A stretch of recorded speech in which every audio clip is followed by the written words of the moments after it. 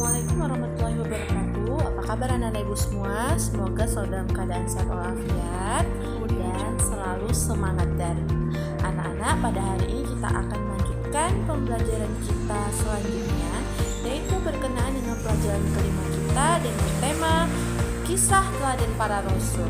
Pada hari ini kita akan membahas tentang kisah teladan para rasul, yaitu teladan Nabi Daud. Anak-anak silakan saksikan ya.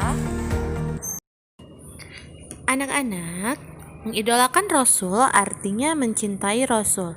Siapa saja yang mencintai Rasul akan bersamanya dalam surga. Para Rasul adalah laki-laki pilihan Allah. Mereka wajib kita ketahui dan kita imani.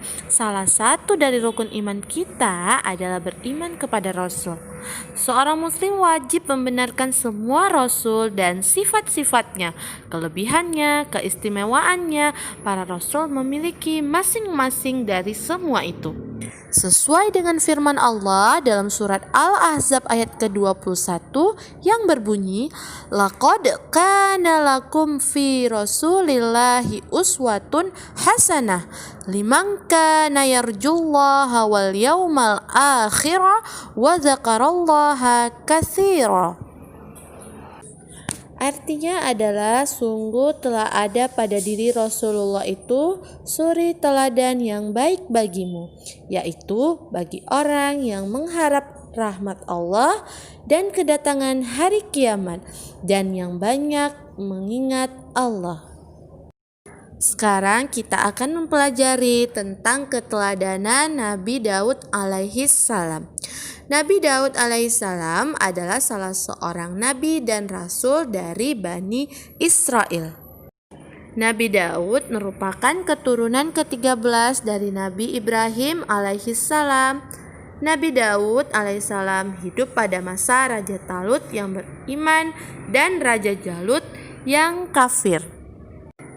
Nabi Daud alaihissalam adalah putra dari Yasa. Kaum Bani Israel sudah tidak memiliki pemimpin sejak wafatnya Nabi Musa alaihissalam. Ketika itu ada seorang nabi bernama Nabi Samuel dan atas perintahnya diangkatlah seorang pemimpin bagi Bani Israel, yaitu Talut. Di masa itu terdapat seorang raja yang kejam bernama Jalut. Lalu Talut memimpin peperangan melawan Raja Jalut yang kejam dan zalim itu. Ketika akan berperang, Daud yang masih kecil itu pun melawan Raja Jalut yang kejam dan zalim. Ketika akan berperang, Daud yang masih kecil itu pun disuruh ayahnya pergi berperang bersama 3 saudaranya. Daud membawa 5 buah batu kecil dan cambuk yang terbuat dari tali dan tidak mau menggunakan pedang yang diberikan kepadanya. Pasukan Talut berangkat ke medan perang. Di tengah perjalanan mereka harus melewati sebuah sungai. Talut berkata, "Wahai pasukanku, jangan kamu minum air sungai itu." Namun banyak yang meminum air sungai. Mereka yang meminum tidak kuat dan takut pergi berperang. Hanya mereka yang beriman dan mendengar nasihat Talutlah yang berangkat. Dengan gagah berani pasukan Talut berperang melawan pasukan Raja Jalut. Dan Raja Jalut menentang berduel 1 lawan 1, maka Daudlah yang muncul ke depan. Kemudian Raja Jalut tertawa terbahak-bahak melihat anak kecil yang menentangnya. Daud melemparkan cambuknya yang biasa digunakannya untuk mengusir anjing atau binatang lainnya. Cambuk melilit leher Raja Jalut, lalu Daud menarik cambuknya hingga Raja Jalut terpelanting dari atas kudanya. Dan Daud melemparkan batu yang sudah dipersiapkannya itu tepat mengenai kedua mata Raja Jalut hingga pecah. Daud pun mengambil pedang Raja Jalut yang terjatuh itu dan memenggal leher Raja Jalut.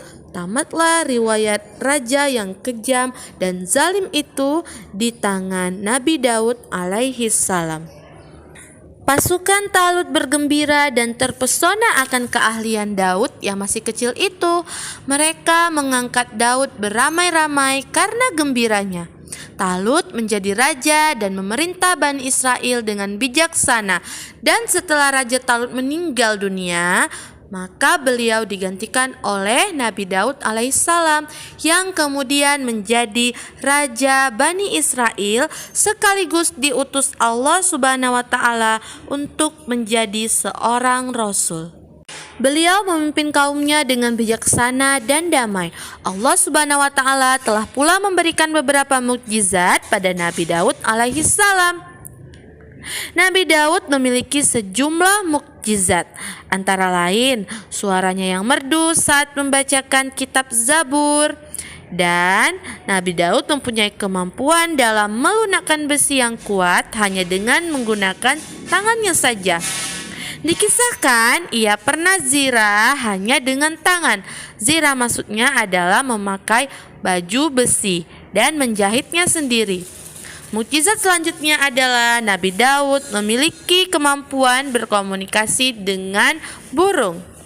Selanjutnya Nabi Daud diberikan suara yang sangat merdu sehingga dapat melebur jiwa-jiwa yang keras hanya dengan membaca satu ayat saja.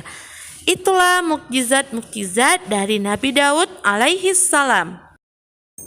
Allah Subhanahu wa taala telah mengaruniakan kitab Zabur kepada Nabi Daud dan telah menjadikannya sebagai seorang rasul yang agung seperti dalam firman Allah dalam surat Al-Isra ayat ke-55 yang artinya, dan Tuhanmu lebih mengetahui siapa yang ada di langit dan di bumi.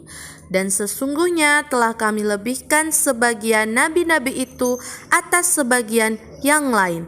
Dan kami berikan Zabur kepada Daud.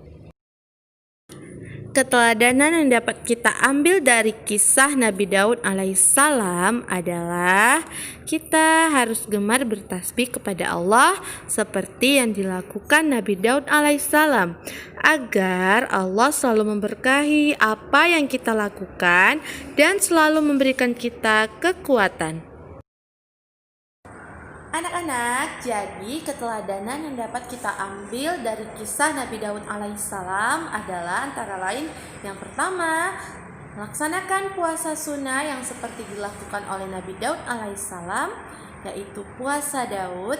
Yang kedua, rajin melaksanakan sholat malam dan melaksanakan ibadah-ibadah yang lainnya. Yang ketiga, selalu menegakkan keadilan dan kesabaran. Dan yang keempat adalah selalu memperbanyak zikir kepada Allah Subhanahu wa taala.